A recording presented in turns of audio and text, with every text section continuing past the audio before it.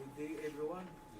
We are presented today to the pre-bid conference of civil works under invitation to bid 2026-001.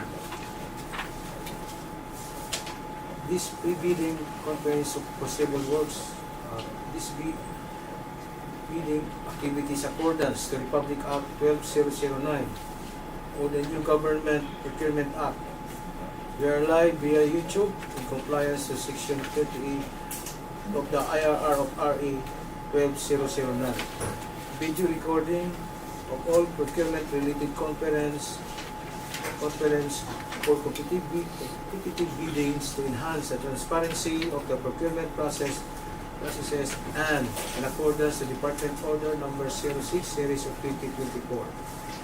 This conference will discuss, clarify, and explain the eligibility requirements and the technical and the financial components of the procurement projects, including the questions and clarification raised by the prospective bidders. Before we proceed, may we request the Secretariat for a roll call and include acknowledge of this day's present. Thank you, sir. Good day, everyone. Good day. Present for this today's activity, pre-bid conference, December 9, 2025. Together here with us, our back chairperson, Engineer Edwin Elhaco. Present. Back vice chairperson, Engineer Jeffrey C. Salmon. Present. Back regular member, Engineer Distiti Godito. Present. Provisional member, Engineer Lorna B. Rubin. Present.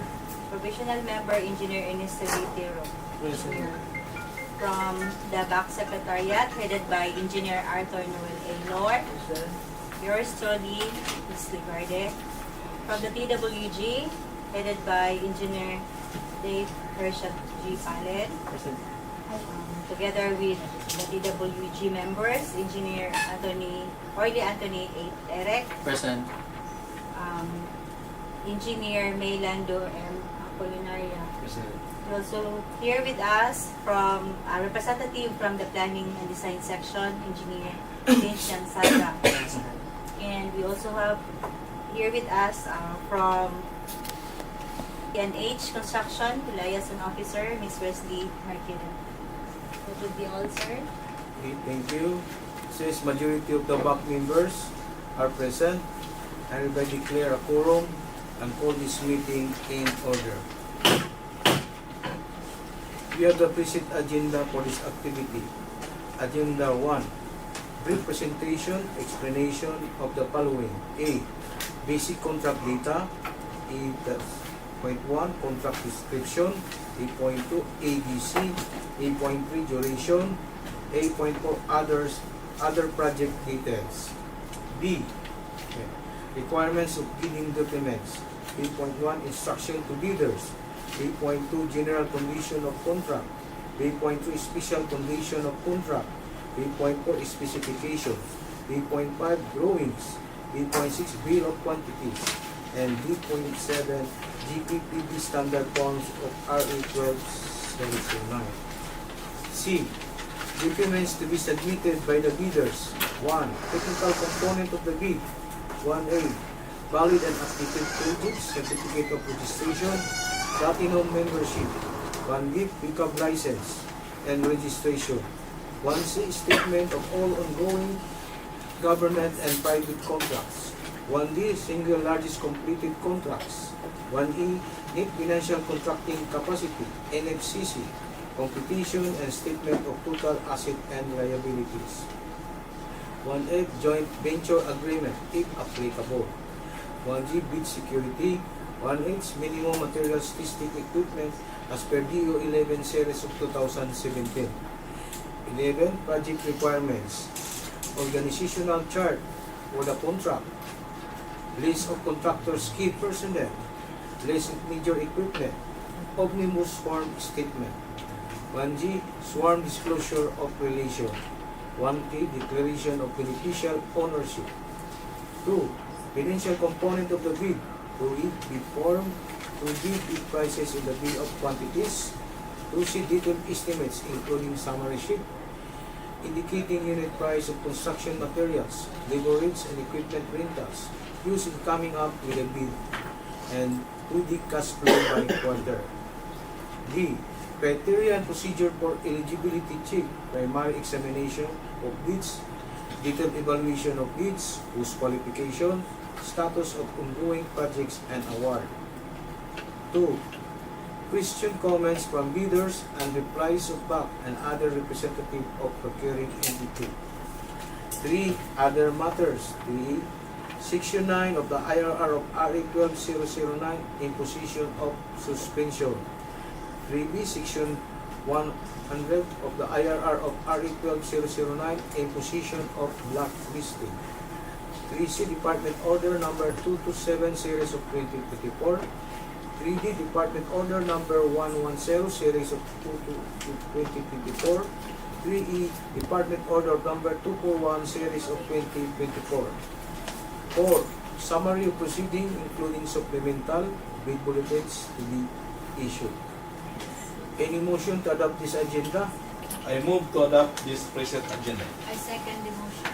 Okay, it has been moved by Engineer Salmon and seconded by Engineer Bugito. And with no objection, the motion to adopt this agenda is hereby approved.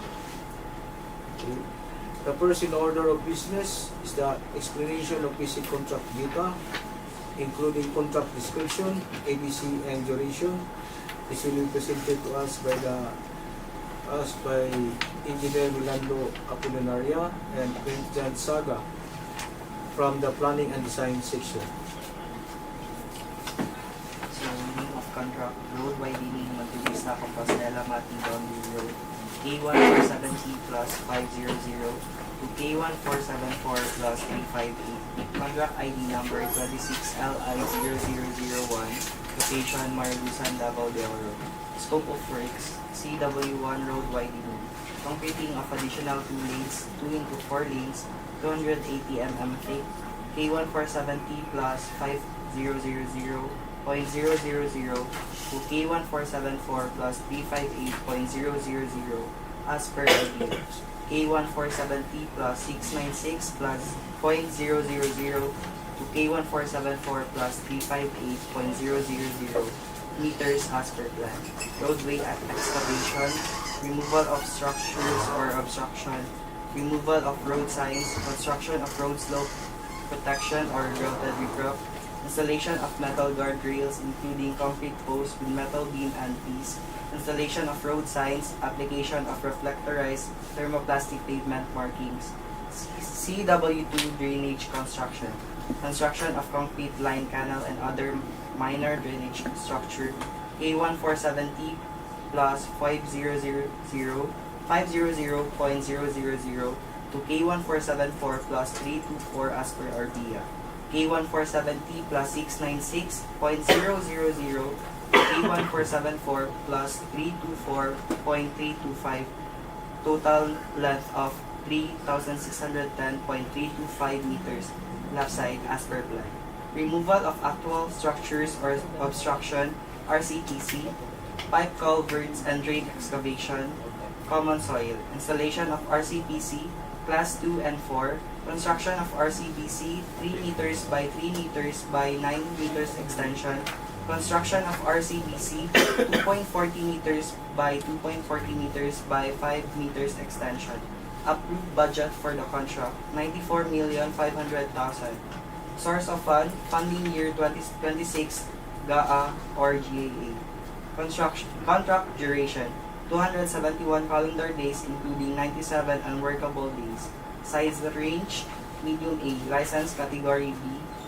Cost of the documents, 50,000 pesos.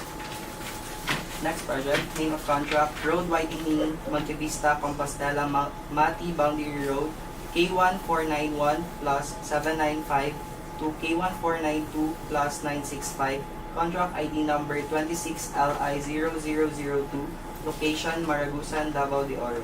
Scope of works, CW1 widening of road, completing of additional 2 lanes, 2 into 4 lanes, 280 mm thick, existing with 6.7 meters with additional 2 lanes, total width of 13.4 meters.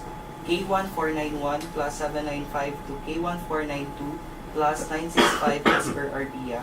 K1491 plus 804 to K1492 plus 974 with a total length of 1,170 meters as per plan. Paved shoulder 150 mm thick, roadway excavation, removal of structures and obstruction, construction of road slope protection, graded riprap, installation of metal guardrails including concrete posts with metal beam and piece, removal and reinstallation of hazard markers, chevron signs, application of reflectorized thermoplastic pavement markings, CW2 drainage construction, construction of concrete line canal and other minor drainage structure, K1491 plus 795 to K1492 plus 965, left side and right side intermittent sections as per RDA. K1491 plus 804 to K1492 plus 974 with a total length of 1,328.20 meters, left side and right side intermittent section as per plan. Pipe culverts and drain excavation, common soil, installation of RCPC Class 4. Approved budget for the contract, 39,640,200 pesos. Source of fund, funding year 2026 GAA or GAE. Contract duration, 203 calendar days including 65 unworkable days. Size range, medium A. License category B. Cost of lead documents, 25,000 pesos. Next project, name of contract, Road Widening-Montevista-Compostela-Mati Boundary Road, K1491 plus 175 to K1491 plus 795. Contract ID number 26LI0003, location Maragusan, Davao de Oro. Scope of works, CW1, widening of road. Concreting of additional 2 lanes, 2 into 4 lanes, 280 mm thick, existing width 6.7 meters with additional 2 lanes, total width of 13.4 meters. K149 plus 175 to K1491 plus 795 as per RDA. K1491 plus 184 to K1491 plus 804, total length of 620 meters as per plan.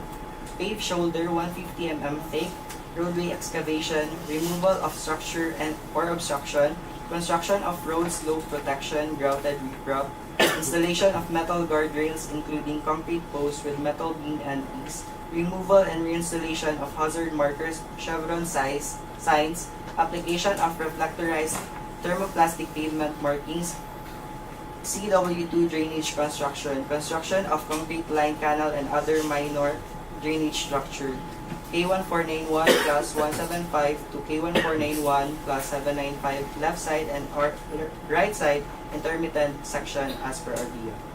K1491 plus 184 to K1491 plus 804 with a total length of 1,107.70 meters, left side and right side intermittent section as per plan.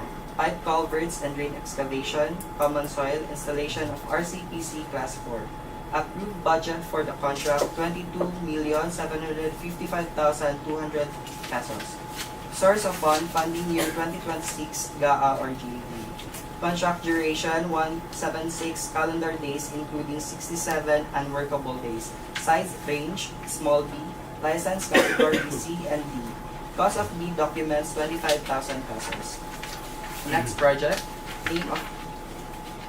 And for the fourth project, the name of the contract is Construction of Multipurpose Building, Barangay Salvacion, Monkayo, Davao de Oro, with a contract ID number of 26LI0004, and location is in Davao de Oro. Scope of works is construction of covered court, including reinforced concrete, slab footing and pedestal, finishing and other civil works, including painting works applied to steel, masonry and concrete surfaces, as well as floor finishes and court lines. Electrical works, installation of lighting fixtures, provision of weatherproof electrical outlets and concrete pedestal for electrical service entrance, and other related works. The approved budget for this contract is 6,929,955 pesos and 99 cents. The source of fund is FY 2026 GAA. And the contract duration is 120 calendar days, including 20 unworkable days. The size range is small b, the license category is CND, and the cost of B documents is 10,000 pesos.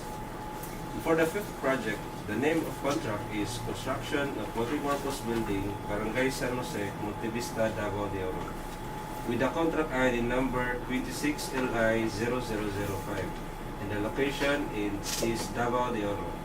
The scope of works is construction of covered court, including reinforced concrete for the slab, footing, and pedestal, finishing and other civil works for painting works applied to steel, masonry, and concrete surfaces, as well as pour finishes and court lines.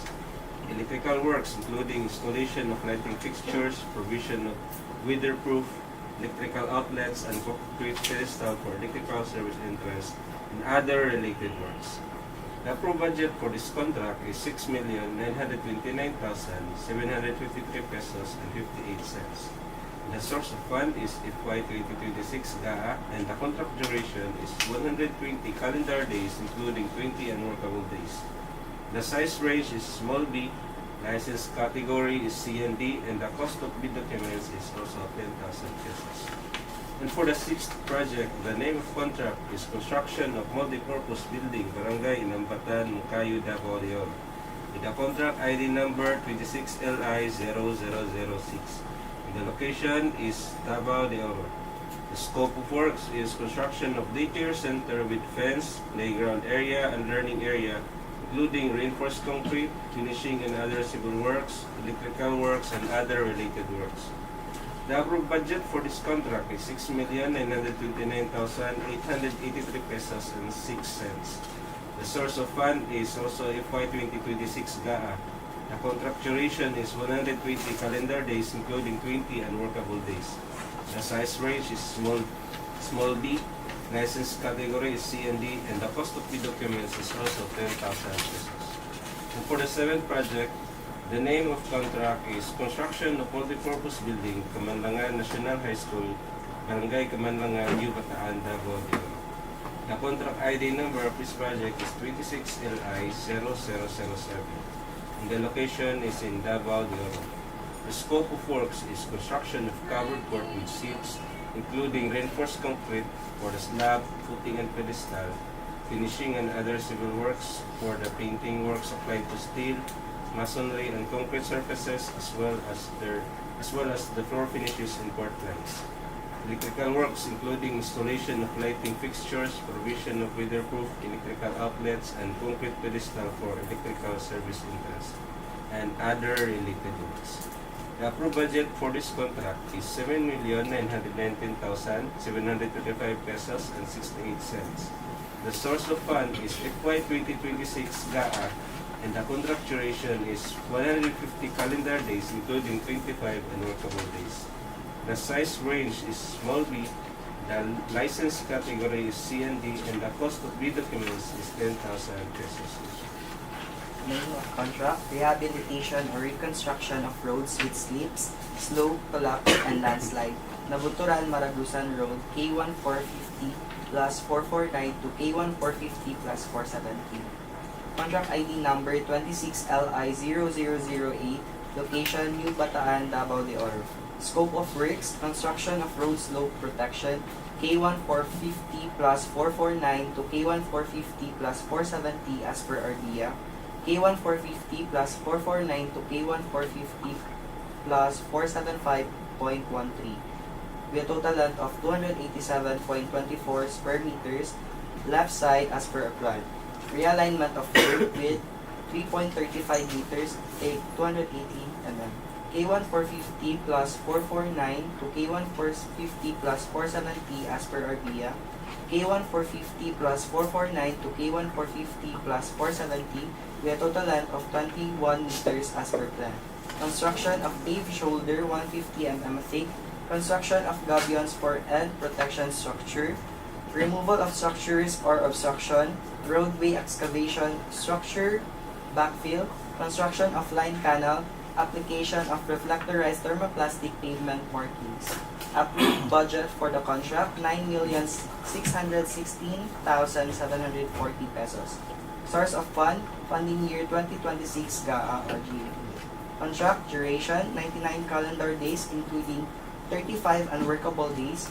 Size range, small b. License category C and D. Cost of B documents, 10,000 pesos. Next project. Name of contract, Banpakan Magsaysay Road in support of the coconut rice and banana plantation, New Bataan, Davao de Oro. Contract ID number 26LI0009, location Davao de Oro.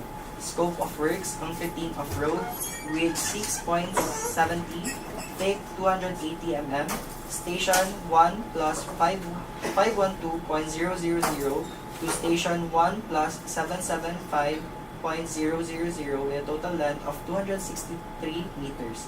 Embankment from borough, removal of actual structures or obstruction, installation of RCPC, construction of minor drainage structure, application of reflectorized thermoplastic pavement markings, approved budget for the contract, 4,900,000. Source of fund, FY 2026 GAA or GAE. Contract duration, 91 calendar days including 39 unworkable days. Size range, small b. License category C and D. Cost of B documents, 5,000 pesos. Next project, name of contract, Magsaysay Siocon Compostela Road in support of rice, coconut, banana, and oil palm production, Compostela, Davao de Oro. Contract ID number 26LI0010, location Davao de Oro. Scope of works, concreting of road with 6.70 meters, thick is equals to 280 mm, station 0.000.000 to station 0.328.000 with a total length of 328 meters. Roadway excavation, application of reflectorized thermoplastic pavement markings. Approved budget for the contract, 4,900,000 pesos. Source of fund, funding year 2026, GAA or GAA. Contract duration, 91 calendar days including 34 unworkable days. Size range, small b. License category C and D. Cost of B documents, 5,000 pesos. Next project. Name of contract, Mapawa Tigbao, New Panay Road in support of the banana and rice production, Maragusan, Davao de Oro. Contract ID number 26LI0011, location Davao de Oro. Scope of works, CW1, construction of concrete road, concreting width is equals to 6.70 meters, thick 280 mm, station 0.000.00 to station 0.17.600 with a total length of 170.600 meters. Installation of metal guardrails including concrete posts with metal beam and piece. Application of reflectorized thermoplastic pavement markings. CW2, construction of road slope protection. Construction of grounded riprap slope protection, station 0.020.000 to station 0 plus 170.600 with a total length of 150.600 meters. Right side, 548.33 square meters. Approved budget for the contract, 4,900,000 pesos. Source of fund, funding year 2026 GAA or GAA. Contract duration, 91 calendar days including 33 unworkable days. Size range, small b. License category C and D. Cost of B documents, 5,000 pesos. Name of contract. Next project. Name of contract, Tubo-Tubo, Mamunga Road in support of rice, banana, and oil palm production, Monkayo, Davao de Oro. Contract ID number 26LI0012, location Davao de Oro. Scope of works, concreting of road, width 6.70 meters, thick 280 mm. Station 2 plus 239.00 to station 2 plus 486.000 with a total length of 247 meters. Structure excavation, removal of actual structures or obstruction, installation of RCPC, construction of minor drainage structure, application of reflectorized thermoplastic pavement markings. Approved budget for the contract, 4,900,000 pesos. Source of fund, Funding year 2026, GAA or GAA. Contract duration, 91 calendar days including 39 unworkable days. Size range, small b. License category C and D. Cost of bid documents, 5,000 pesos. Next project. Name of contract, San Jose Road leading to Awang Falls, Barangay San Jose, Monkayo, Davao de Oro. Contract ID number 26LI0013. Location, Davao de Oro. Scope of works, P01032056 MN, CW1. Road concreting, concreting of road with 6.10 meters, thick 230 mm. Station 6 plus 243.375 to Station 6.429.00 with a total length of 185.625 meters. Paved shoulder 150 mm thick. Roadway excavation. Construction of slope protection, grouted riprap. Application of reflectorized thermoplastic pavement markings. P01032065 MN CW2. Drainage construction, Station 6 plus 243.375 to Station 6.429.000 with a total length of 140.625 meters, left side and right side intermittent section. Installation of pipe culverts, construction of concrete line canal and other minor drainage structure. Approved budget for the contract, 4,410,000 pesos. Source of fund, funding year 2026, GAA or GAA. Contract duration, 91 calendar days including 39 unworkable days. Size range, small b. License category C and D. Cost of bid documents, 5,000 pesos.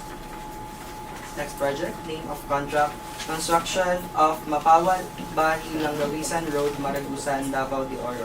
Contract ID number 26LI0014. Location, Davao de Oro.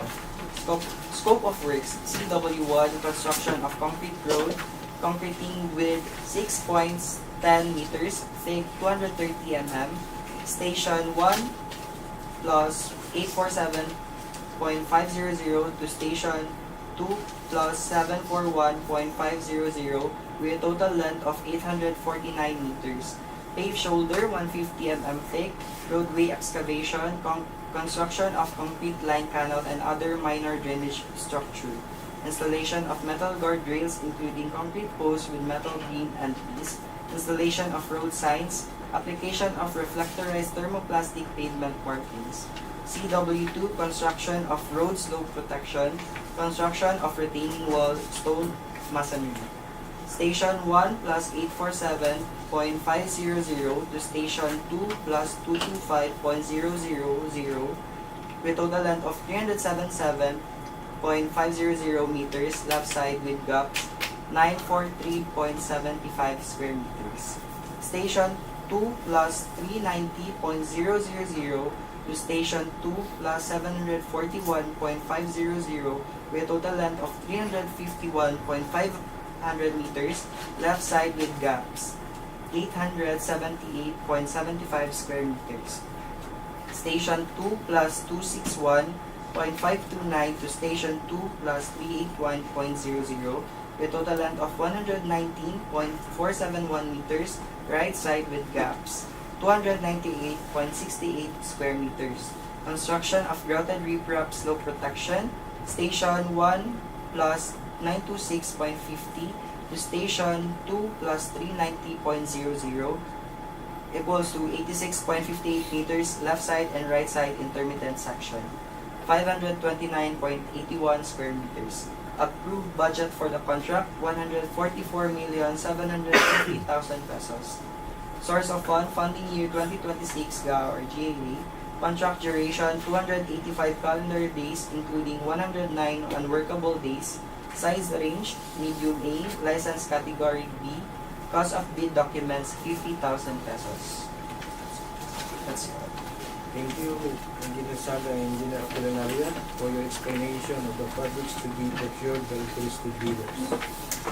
Next in the order of business is the brief explanation of the requirements of bidding documents, and this will be presented to us by Engineer Arthur Noel.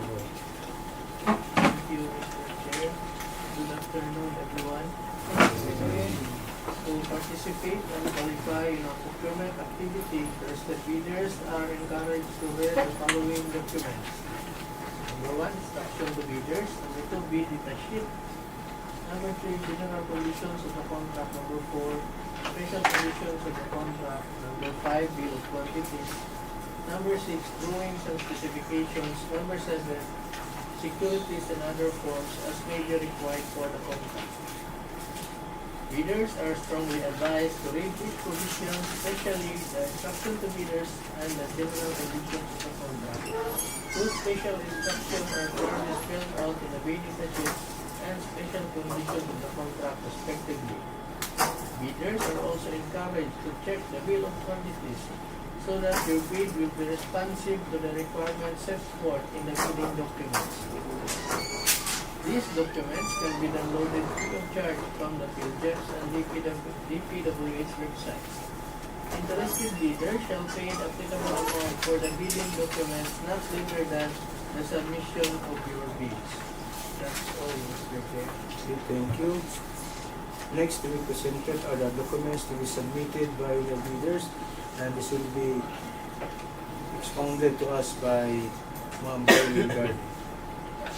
Thank you, sir. The following documents should be included by the interested bidders in their bids.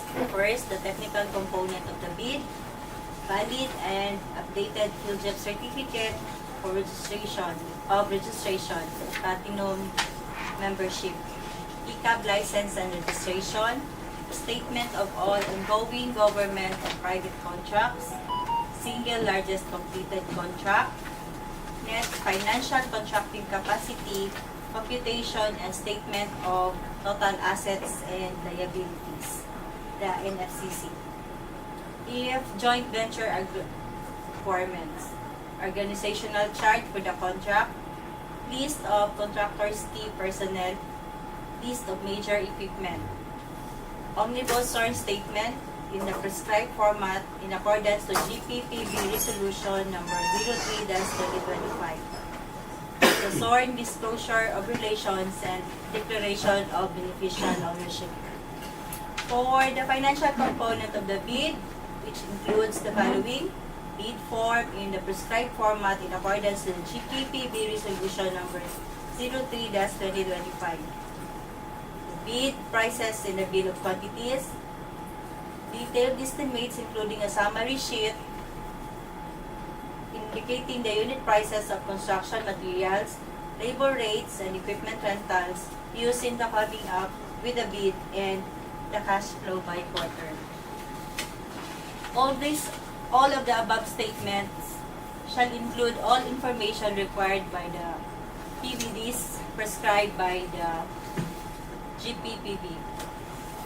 Please be reminded that the following documents, the Omnibus SORN Statement, bid form, and the bid securing declaration, if you opted to use this type of bid security, should be in the standard format as per guidelines of the Government Procurement Policy Board in the Resolution number 03-2025. Kindly check the format you are using, the documents you are using to avoid being declared non-responsive pursuant to using of the unprescribed format. Bidders should submit their document using a two-envelope system. It is recommended to fasten the document only at the top rather than soft or hard binding them. Each document must be clearly ear-tagged and labeled with the name of the document rather than the number or letter listed in the checklist. There should be 3 copies for this document. Two sets of original copies of your bid documents. The original, we are requiring 2 original copies. And 1 photocopy of your document.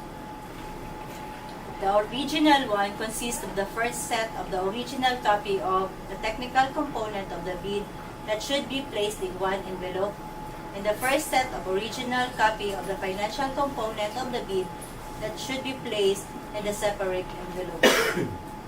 This envelope must be labeled as original copy of technical component and original copy of the financial component, respectively. Both labeled envelopes should be then sealed in one larger envelope labeled as original one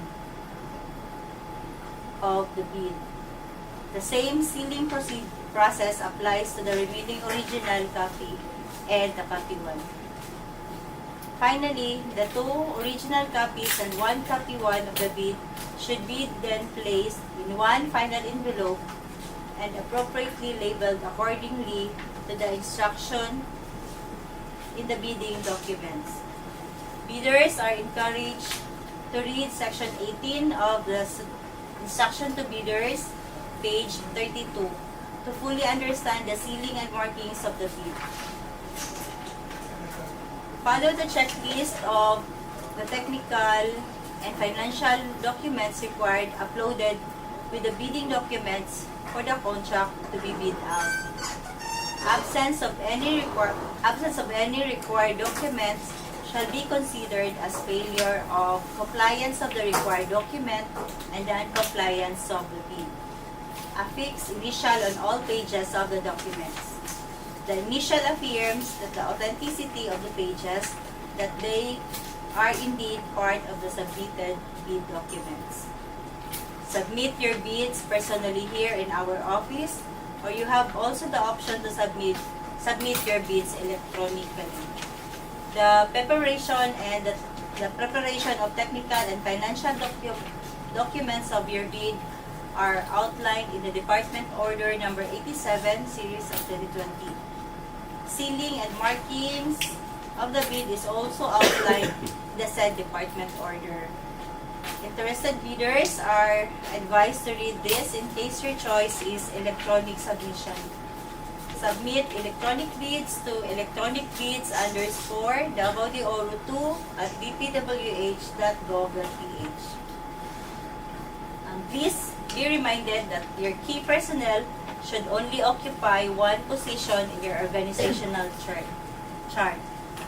Duplications of functions of your personnel will be ground for disqualification pursuant to the principle of item number 6 under Department Order Number 9, Series of 2012.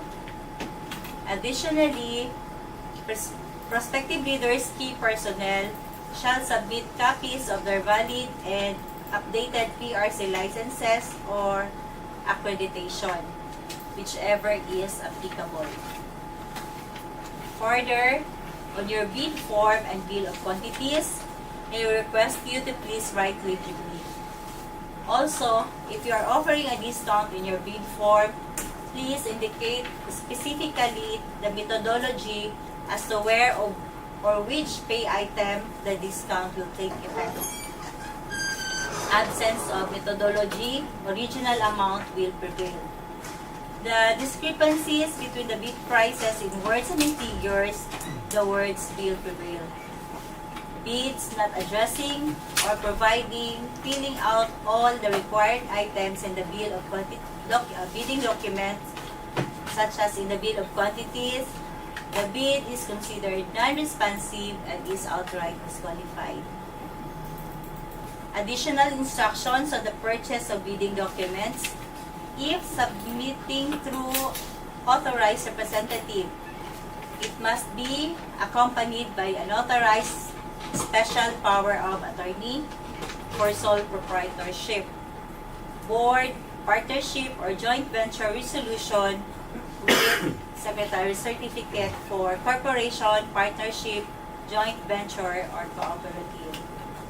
The authorized representative shall be required to present a valid government ID and a valid company ID.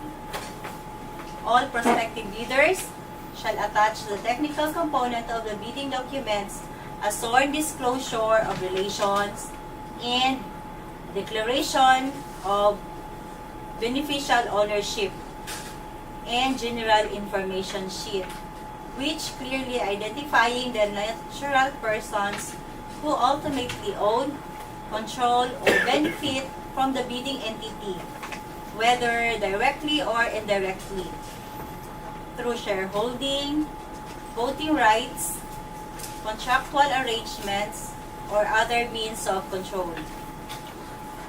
This requirement is in compliance to the Rule 15, Disclosure of Relations, Section 81, and Section 82 of the IRR of RA 12009. Prospective bidders shall download the sample of sworn disclosure of relations and the declaration of beneficial ownership on the bidding documents. Please be reminded that the sworn disclosure of relations and the declaration of beneficial ownership are two separate forms and must each be duly notarized.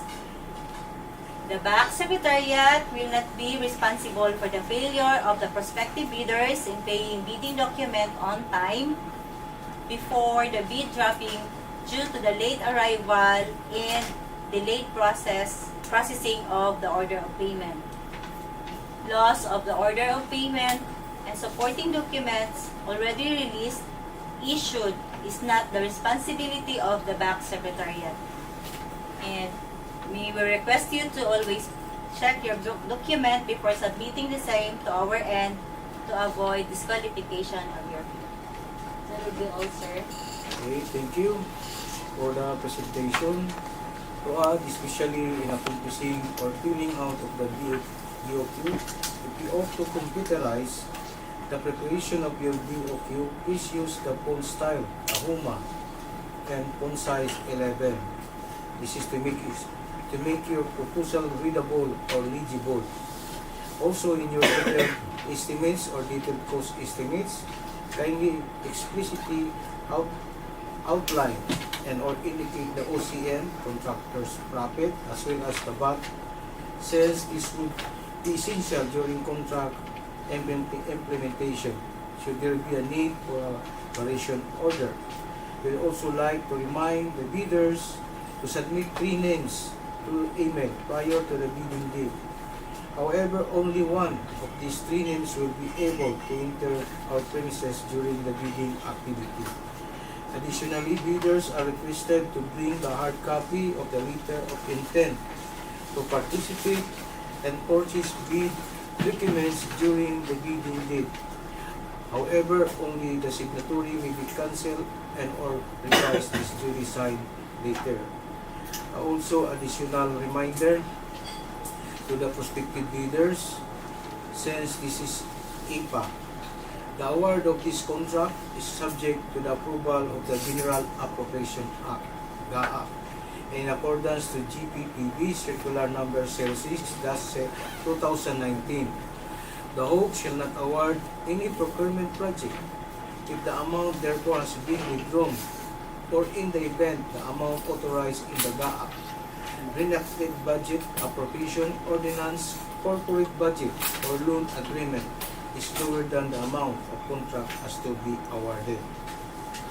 In all instances, the Hope has the authority to exercise the reservation clause under Section 17 of RE number 12009, which grants the Hope the right not to award the contract if for any justifiable and reasonable ground.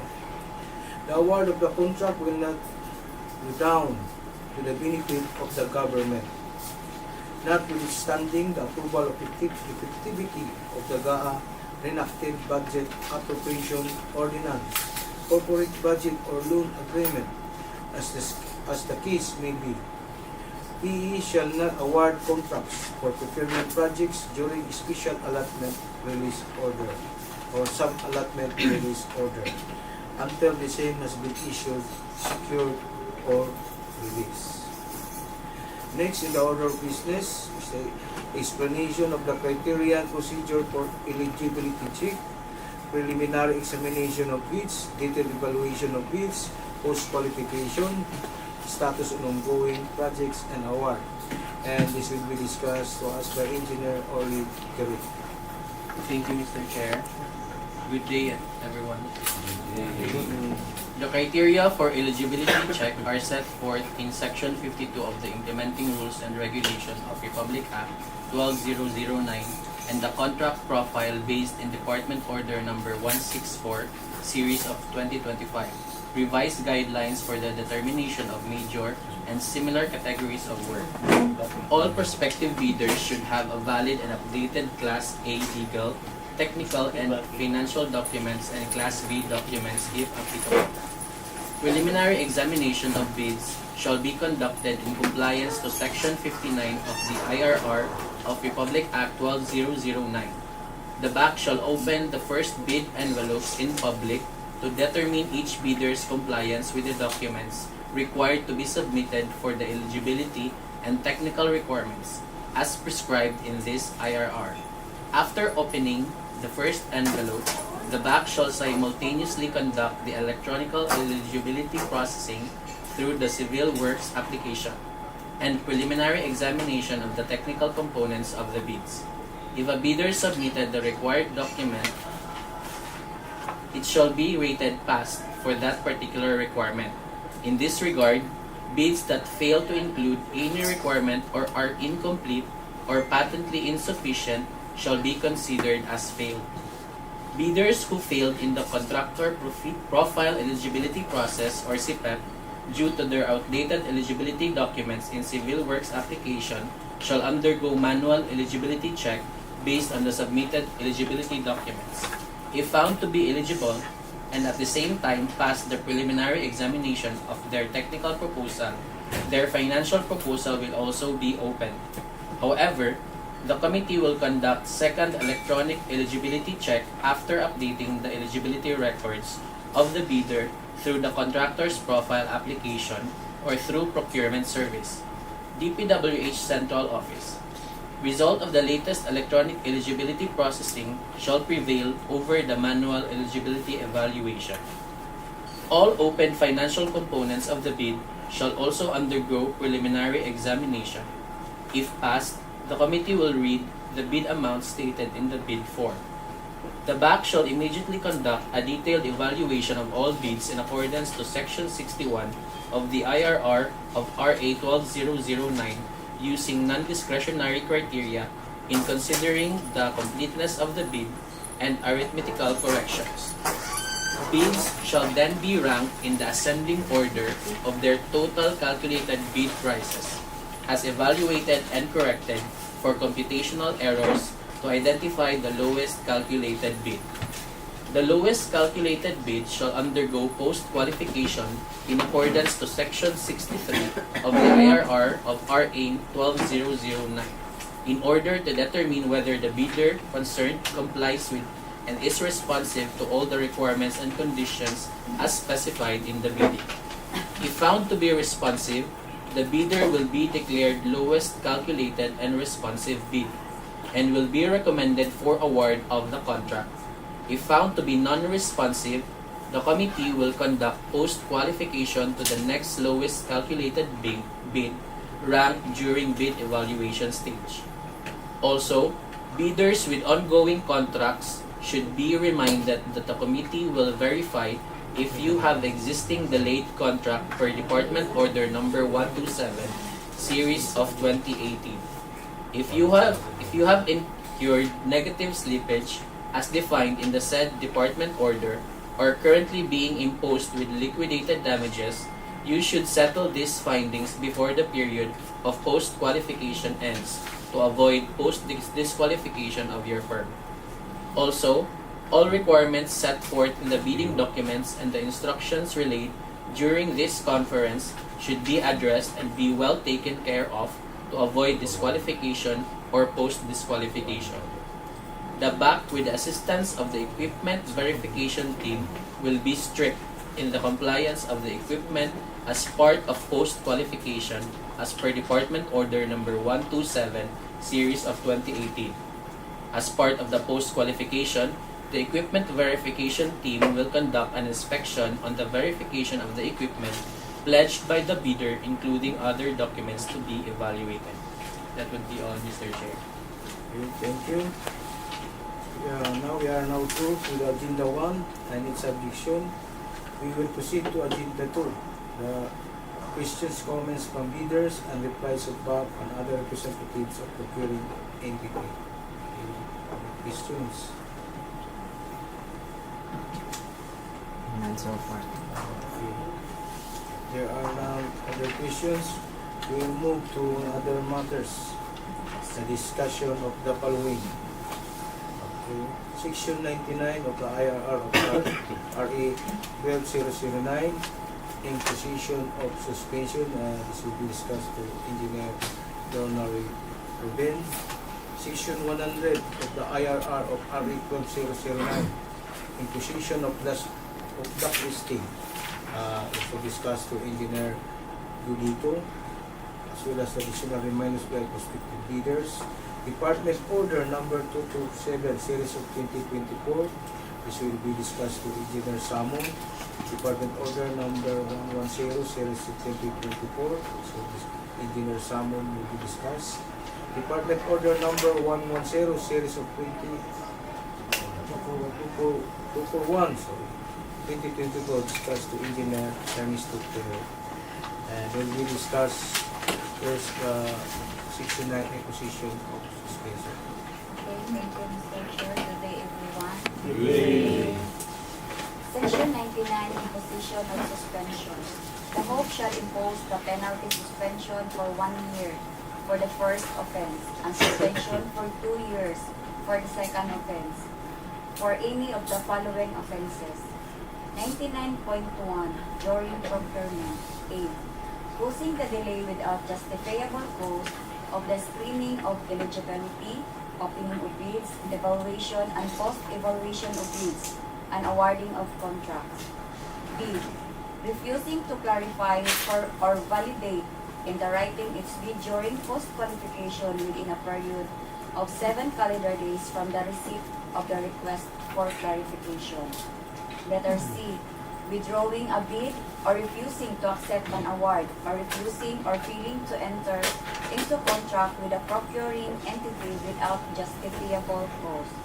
After the approval of the Hope for having been declared LCRD or MIARB or HRRD as the case may be. B. Refusing or failing to post of the required performance security within the prescribed time. E. For the renewal of contracts for regular and recurring services, refusal of the service provider to accept the notice of renewal or failure to submit its updated documentary requirements for the renewal of contract without justifiable reason. 99.2 during contract implementation. A.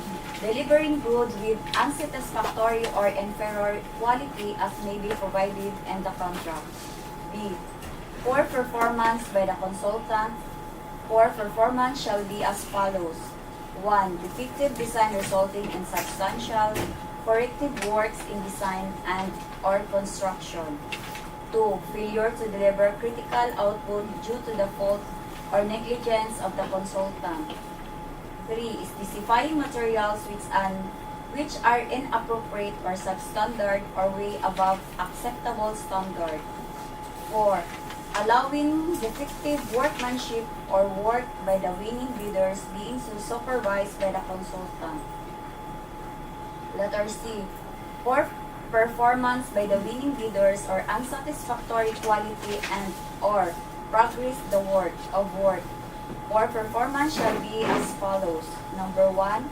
Negative slippage of 15% and above within the critical path of the project due entirely to the fault or negligence of the winning bidders. 2. Non-compliance of the materials and workmanship with the approved specification arising from the fault or negligence of the winning bidders. Moreover, the bid security or the performance security posted by entity concerned shall also be forfeited. Okay, good noon everyone. For section 100, imposition of blacklisting. The head of procuring entity may impose the penalty of blacklisting consisting of 1 year prohibition for the first offense, or 2 years prohibition for the second offense for any of the following offenses. 100.1. During procurement or contract implementation, A. Commission of 3 or more of any of the acts imposed with suspension as provided under Section 99 of the IRR of RA 12009. B. The use of force, fraudulent machination, coercion, undue influence, or pressure on any member of the bank or any officer or employee of the procuring entity to take a particular action for its own favor or gain, or to the advantage of a particular bidder. Or C. In case it is determined prima facie that the winning bidder has engaged before or during the implementation of the contract in the following unlawful deeds and behaviors relative to contract negotiation and implementation. 1. Corrupt, fraudulent, collusive, and coercive practices. 2.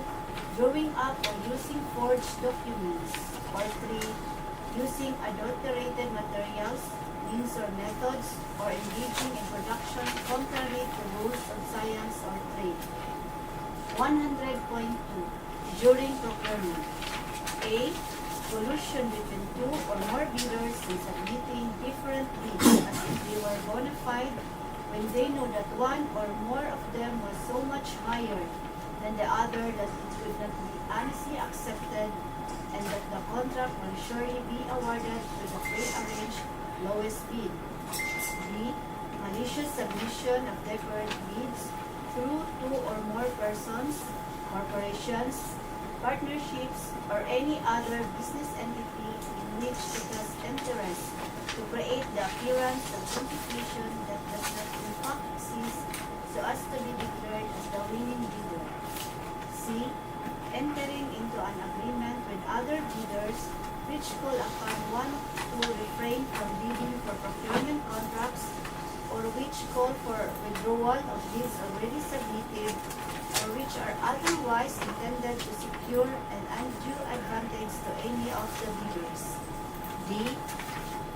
Failure to faithfully disclose its relationship, regardless of the time of its discovery, with the hope members of the bank, the TWG, and the bank secretariat, the head of the PMO, or the end user or implementing unit, and the project consultants of the procuring entity or the procurement agent, whichever is applicable, may concern unity or affinity up to the third civil degree, pursuant to Section 81 of the IRR of RA 12009. E. Submission of beneficial ownership information containing false entries. F. Using the name of another for purposes of participating in any procurement activity. G.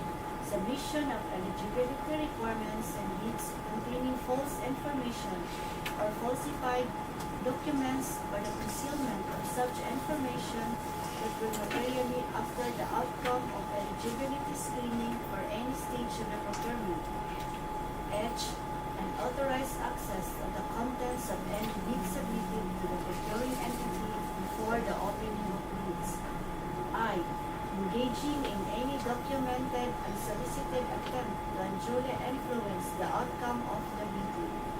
Or G. Employing schemes which stifle or suppress any procurement activity.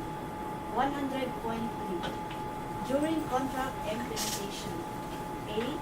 Assigning or subcontracting the contract or any part thereof or substituting a personal name in the proposal without prior written approval by the procuring entity.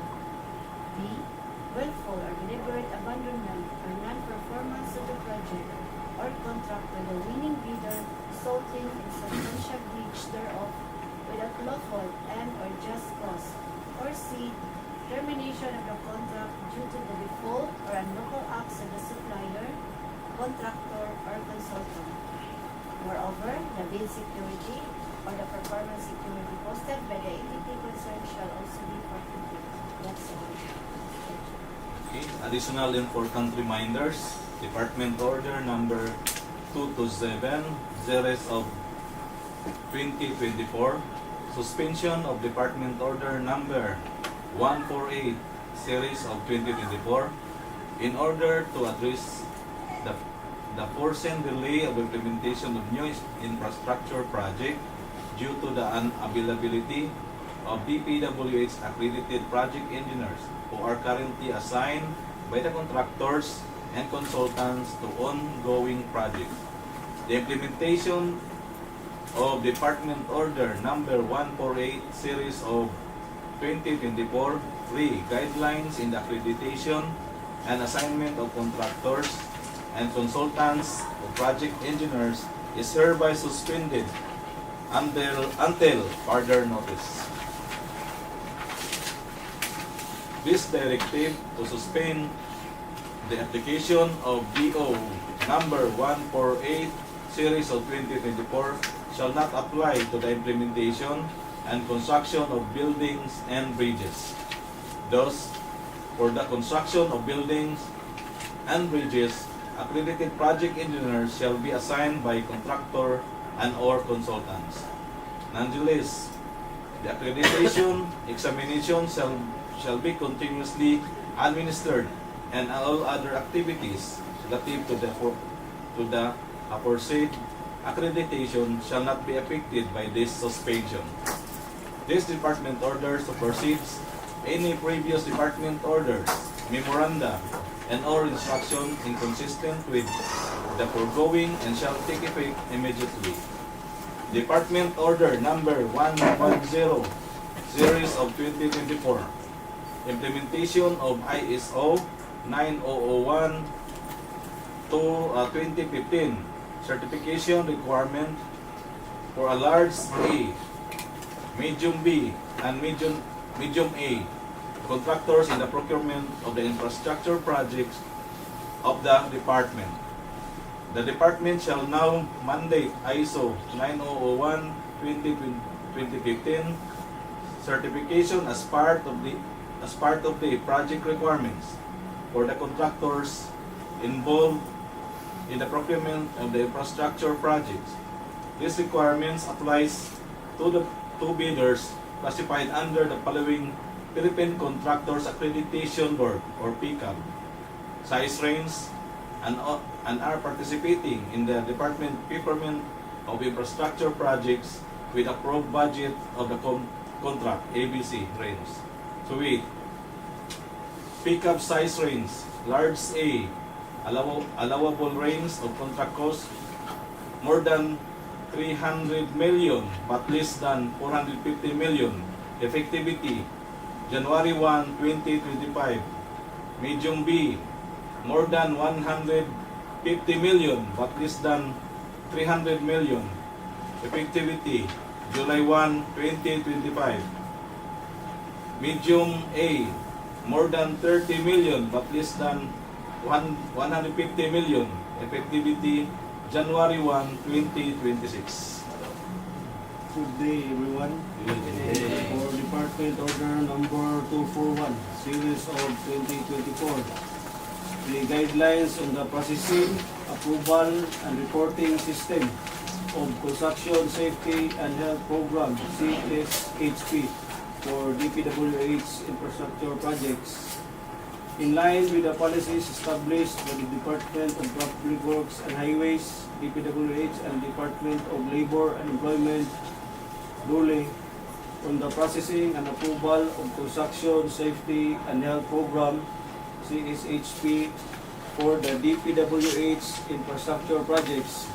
Herein are the guidelines for the preparation, submission, evaluation, and approval of CSHPs, including the corresponding reporting system for all the DPWH implemented infrastructure projects. This department order aims to harmonize provisions from various issuances related to the processing of the CSHPs for DPWH, particularly the Joint Memorandum of Agreement (JMOA) between the DPWH and DOLE as signed on October 7, 2024. The guidelines for the preparation, submission, evaluation, and approval of CSHP. In the issuance of the Notice of Award, NOA, or Letter of Acceptance, as for the case of foreign assisted projects, the head of the DPWH Implementing Office shall require the winning bidder to submit the approved CSHP using the template recommended by DOLE as a guide. The submission for the approval of CSHP shall include the application form for the evaluation, processing, and other supporting documents as per DOLE's latest issued format and checklist for requirements in the application of CSHP. The DPWH Implementing Office shall only receive CSHP application with complete documents. Any incomplete applications shall not be received, specifying the lacking documents. The submitted CSHP and supporting documents shall be evaluated by qualified CSHP evaluators duly supervised by the Implementing Office CSHP focal person. It shall be evaluated based on the provisions of RA number 11058 and its IRR and other related issuances of DOLE using the evaluation form prescribed by DOLE. If found in order, the CSHP focal person shall recommend the approval of the CSHP to the head of implementing office. Else, the CSHP shall be immediately returned to the contractor citing specific deficiency. The head of implementing office, upon the recommendation of the CSHP focal person, shall approve the CSHP not later than 7 calendar days from the issuance of the notice of award NOAA to the contractor. The contractor shall submit the CSHP not later than 3 calendar days from the issuance of notice of award NOAA to give time for its evaluation and approval. The DPWH approved CSHP is a requirement for the processing and approval of the contract agreement. Moreover, no claims by the contractor, advance payment, first practice billing shall be processed and paid without the submission of the DPWH approved CSHP. The DPWH will only approve CSHPs through a form prescribed by the DOLE. If found in order, the DPWH project shall not be implemented without the approved construction, safety, and health program by the head of the DPWH Implementing Office. Upon the approval of the CSHP and during the contract setup, the Implementing Office assigned monitoring engineer shall input the data necessary in the CSHP module of the project and contract management application PCMA. That's all, Mr. Chair. Okay. Thank you. All prospective bidders, please carefully read all instructions and ensure full compliance to avoid any violation that could result a penalty, and for a more detailed instruction and comprehensive guidelines on the key reminders briefly mentioned. Bidders are strongly encouraged to review the relevant department orders thoroughly. These documents are available for viewing and download on the DPWH website. Now we will proceed to the last agenda, the summary of proceeding, including supplemental bid bulletins, to be issued will be presented to us by Engineer Lorna Rubin. Thank you, Mr. Chair. Good day again. Good day. All the needed information were discussed and explained.